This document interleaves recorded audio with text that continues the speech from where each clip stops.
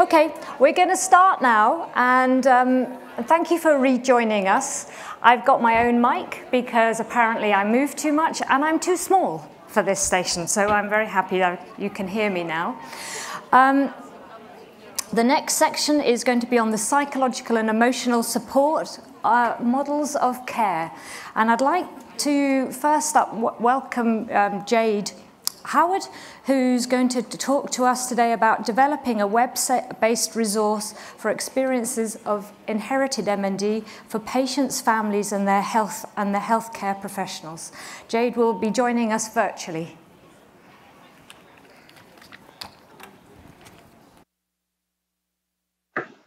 Hello, and thank you for being here today to view our presentation. My name's Jade Howard. I'm a final year PhD student at the Health Services Research Unit, which is at the University of Aberdeen, and my PhD is about families' experiences of inherited MND and living with genetic risk. Today I want to talk about a web resource that we've developed from the interview study. So I won't spend too long going over the background information, but about 20% of people with MND have an inherited form of the disease, which is passed down in families and caused by a dominantly inherited gene variant. And inherited MND can bring specific information and support needs for families, and people in this situation can face a range of issues and decisions, but so far there's been little dedicated support available. So we carried out a semi-structured interview study with 35 people from across the UK.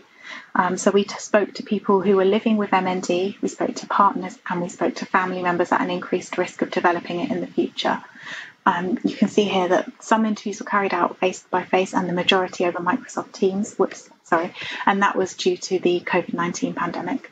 We spoke to people at different ages, at different life kind of stages, and who had made a variety of genetic testing decisions and outcomes.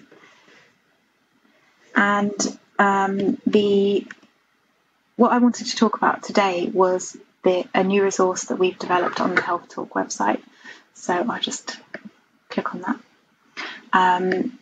And Health Talk is a web resource that offers information and support to patients and families based on the lived experience of different health conditions. It's also used by healthcare professionals, and it's used in medical education and other professional training. And this website covers loads of different conditions. So if I go on the A to Z here, you can see just the A's, that's everything from acne to antenatal screening to antidepressants, arthritis. I'll go on to M now. So you can see there's a section on motor neuron disease that was actually developed some years ago now by my supervisor, Professor Louise Lowcock. And we've developed this new section on inherited motor neuron disease to focus really specifically on the issues and decisions that are faced by families with an inherited form in particular. So we developed this section with the support of it was a collaboration really between a lot of people. So the University of Aberdeen and Oxford, DIPEX charity, and an advisory panel who supported us. So that included clinicians, researchers, representative from the MND Association, as well as family advisors. So you can see here we have an overview page, and that includes some overview text as well as this video, which basically just gives a flavour of the website and includes the experiences of a few different people. Health Talk modules or sections are structured around topic summaries. So these are on the left-hand side. And the way we kind of get to these topic summaries is we take a set of interviews and we analyse it, and we draw out the most important aspects that people spoke about, and we use that to structure the website. So there are a few different subheadings you can see here in the inherited MND section. I'm not sure how big it's coming up, so I'll read them to you. So they centre around finding out about inherited MND in the family, knowledge and information around inherited MND, living with an inherited form of MND, living with an increased genetic risk of MND, people's experiences around pre-symptomatic or predictive genetic testing, making decisions around having children, caring for a relative, family communication, relationships and support, research and drug trials, and people also offered messages to other families and to healthcare professionals. And you'll see that under each one, there's under these headings, there's various topic summaries. So topic summaries really just aim to cover the breadth of experiences about that particular topic by people in the interviews. As an example, I choose pre-symptomatic genetic testing. So under that, there are many different aspects of pre-symptomatic testing which have their own summaries. So that includes deciding whether to have the test and people's reasons for wanting to know, people's reasons for not wanting to know, so the experiences of people who haven't had the pre-symptomatic test.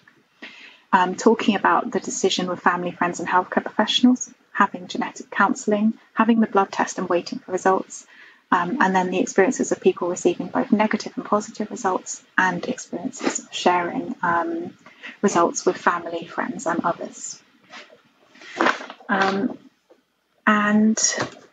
What I'll do is I'll click on one of these because it's probably the best way to show how they look and to show the kind of structure. So I'll click on reasons for having pre-symptomatic genetic testing. So you can see here each one starts with some bullet points summarising what is covered in this summary. It's structured under subheadings, and it basically shows there's text summarising the breadth of people's experiences interspersed with clips from interviews. You can see here some of them are appearing as text only, others have the face of the person visible or video, and others are audio. So I'll just find one of those here. So they might have a picture of a flower or a tree or something, and that's just according to the preferences of the person and what they were comfortable with. So the structure of them, as I said, is it's text summarising people's experiences interspersed with clips from interviews that illustrate that specific topic. I'll maybe play a clip as an example. So this is Maggie. She's talking about her reasons for choosing to have pre-symptomatic testing. You can see here we call this a strapline, and it basically signposts the person coming to the website what this particular clip is about, and that's quite important because some people might not want to see everything, or they might want to be aware before they watch the video of what is like the main topic it's covering.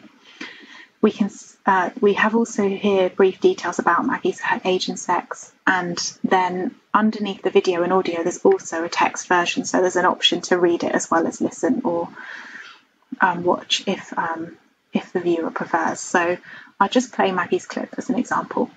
Initially, when I first started to think about it, I thought, no, as I said right at the beginning, I don't want to know. I just thought, well, there's nothing I can do about it. I just don't need to know. And I think because, in a way, I was looking for symptoms, waiting for symptoms to develop, waiting to find that something was wrong, you can kind of frighten yourself into thinking that something's wrong when it isn't. And then I thought, well, I would love to know that I haven't got it, but I couldn't know that I hadn't got it without then knowing that I had. Because you could say to somebody, okay, fine, test me, let me know if I haven't got it. And then you don't hear from them, you know that you have. So you can't, and then you can't unknow. Once you know, you can't unknow. So I thought, no, I'll leave it. But then as time went on, I was thinking, if I haven't got it, why am I worrying? And if I've managed to convince myself several times that I have got it, I might be convincing myself unnecessarily. And then there was this whole thing about trials. John, my brother, nearly went on a trial, but then his... So I'll just stop Maggie's clip there, but that's just an example of a clip. If I scroll up again now, I'll show another topic summary and another clip just as another example. So for the sake of balance, maybe reasons for not wanting to know. You can see the same structure, so all of these topic summaries have the same kind of structure. A range of clips, and I'll play a section of Paul's clip. So here we have the strapline again, some basic information and the clip itself. There is no... I don't feel any need to know whether I have the gene or not, because if I have the gene, there's only it doesn't predetermine development of the disease, or if it does, we don't know when. So I would be putting myself under an unnecessary cloud. No, I really do believe that the philosophy my wife and I have around how we live our lives is not going to be affected one way or the other by the outcome of that decision, but it's because it's still what's important to us, we will still be doing, and we'll still be doing in the same time frame. Because so I'll stop that there, but that's just another example of a clip. So I've so far shown you the topic summaries and how they appear on the website, but you can also see here it says view full profile. So this is just another area I wanted to highlight. So if you click through, each person who took part in interviews has a biography.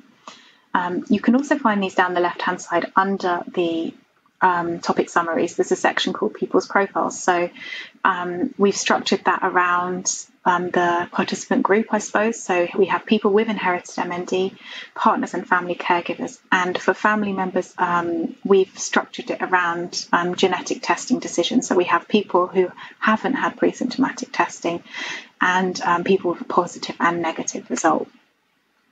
So I'll just click on one of these to show you. So you can see here all of the people in this particular category. Some have their faces showing, others just have an image. And again, that was down to the what the person was comfortable with. If I click on somebody, so Karen, this is what their biography looks like. So hers is a bit like Paul's.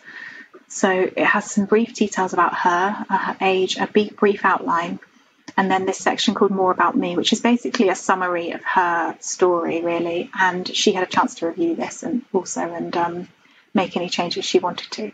And then all of her clips are in one place. So if somebody came to the website and was particularly interested in Karen's story, this would be where they could find out more about her, really, and her experiences. And every person on the website, as I said, has one of these profiles.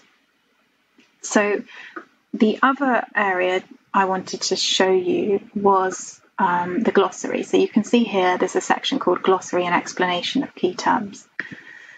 And we've included this because there was because of the nature of the topic, there was quite complex genetics terms that were used by some people, or terms around things like types of genetic testing and things like that not everyone would be familiar with. So here's a place where they can kind of cross-reference to and come back to and hopefully find definitions written in language that's hopefully easy to understand. So that's just one area I wanted to show. And the final area of the website that I wanted to show was this section called Resources and Information. And this is again just another section that people might find helpful to come to, and it can just point people basically to different support organisations, resources, websites that they might find useful. So that's really a very quick tour of this website. I'll go back to the overview page. In fact, I'll go back to my slides now. I've included here the web link, the QR code, so you can find it and explore it more in your own time. It was published in June this year, and so far it's been well received, so we hope it will continue to provide a source of information and support for patients and families, and also be of use to healthcare professionals in the future. So finally, I would just like to say thank you, really, firstly to everybody who took part in interviews for sharing their experiences, all of the collaborators on the study at the University of Oxford, the DIPEX charity, the advisory panel I mentioned, and finally our funders, so the MND Association who funded the Health Talk study, and the University of Aberdeen for PhD funding. So I'll finish up there, but I'm looking forward to answering your questions. Thank you very much. So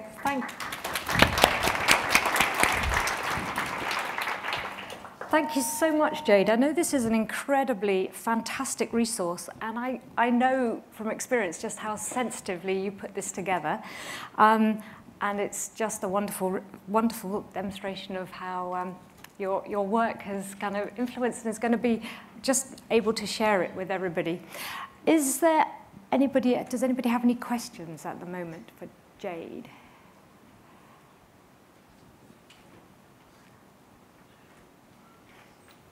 Questions just coming up. Yeah. Hello, I'm Dr. Filippo Campo from Colombian ALS Association. Genetics in ALS, MND is still a big topic to explore. People living with not inherited LS-MND are scared that their LS-MND continence in their families. How does this resource can help them?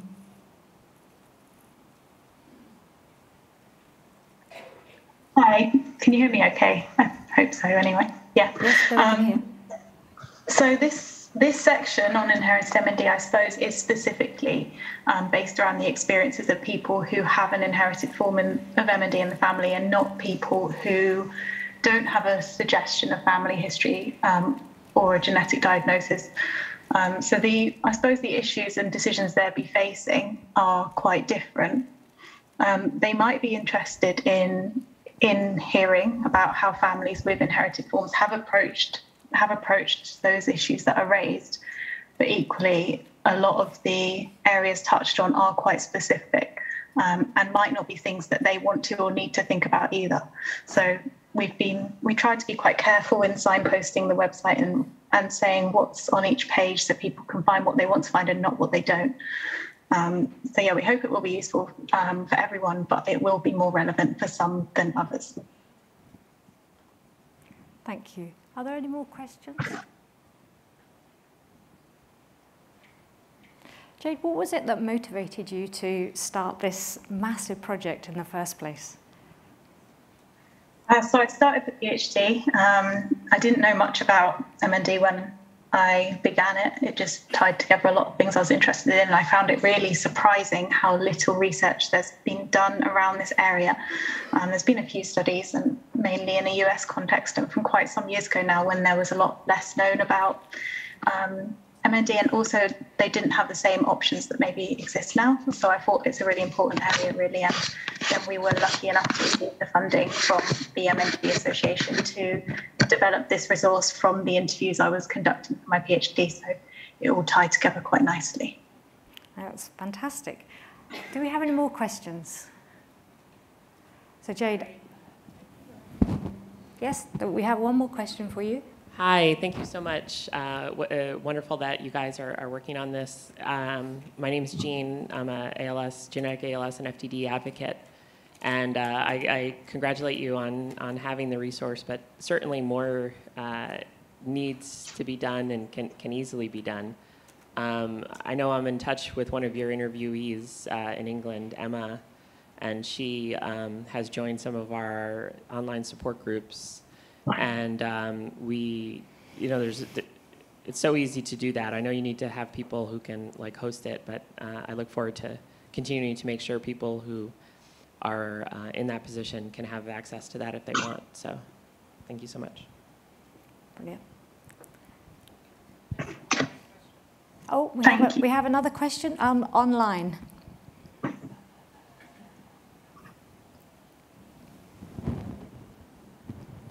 Question from Diane from the ALS Society of Quebec. I may have missed it, but is there a profile of persons with familial ALS that are followed through their decision to have pre-implantation diagnosis and fertility care? So that is one of the areas that's covered on the website, yes. So one of the topic summaries, well, two of the topic summaries are around reproductive choices, including genetic testing in pregnancy or before pregnancy. What I will say is no research study is perfect, and our sample only included one person who had pre-implantation genetic testing. Other people talked about their attitudes towards it, their plans to use it in the future or not. So quite a wide range of perspectives are included on the website in that sense. But as I said, the sample did only include one person who'd actually used it. So more research in that area would definitely be interesting. But there is material on the website if anyone's interested in that, in the topic summaries and also in people's personal biographies. Is that all? Jade, thank you. I wonder if we could just thank Jade for her presentation. Thank you.